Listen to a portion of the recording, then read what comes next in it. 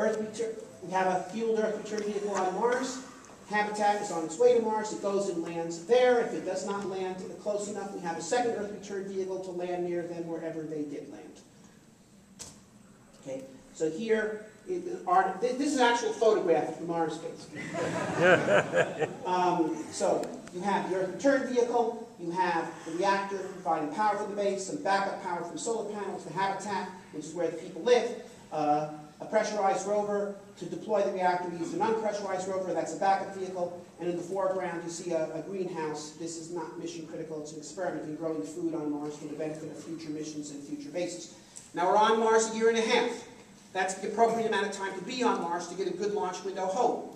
If you try to get back to Earth much sooner, you add a great deal of delta V to the mission to make the mission much more expensive. You also make it riskier because you have to fly through the inner solar system, what's called the Venus flyby.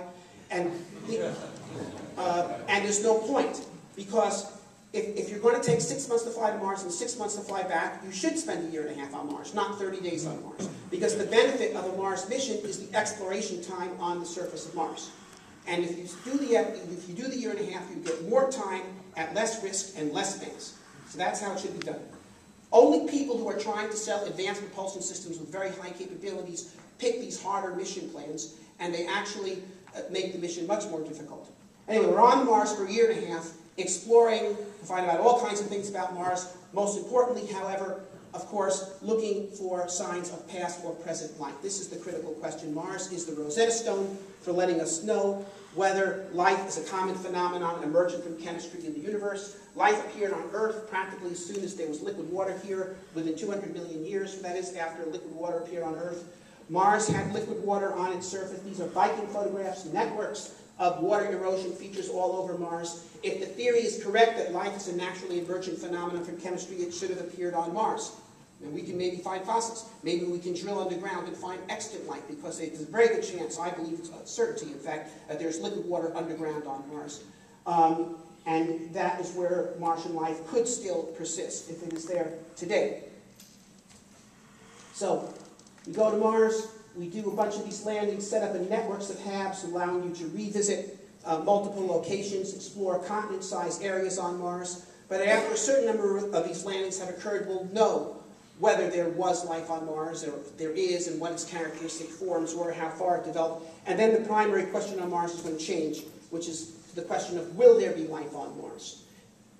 Because Mars, it has on it all the chemicals and other resources needed to support life. It therefore has the substances needed to support industrial civilization. And if we can go to Mars and figure out how to make use of these resources, going beyond the Mars direct mission with its making of fuel and oxygen for the return mission, but learning how to grow crops on Mars, learning how to make bricks, ceramics, glasses, plastics, metals, tubes, wires, habitation structures.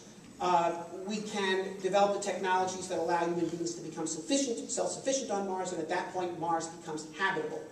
Not through a physical transformation, that will happen eventually, but through an intellectual transformation. Once you know how to live somewhere, then it becomes habitable for you.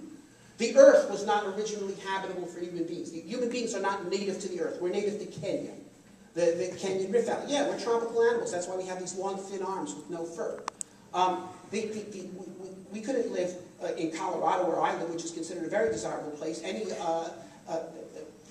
truly primitive human, a human without clothing, which is a technology after all, without fire, without houses, could not survive a single winter night in Colorado.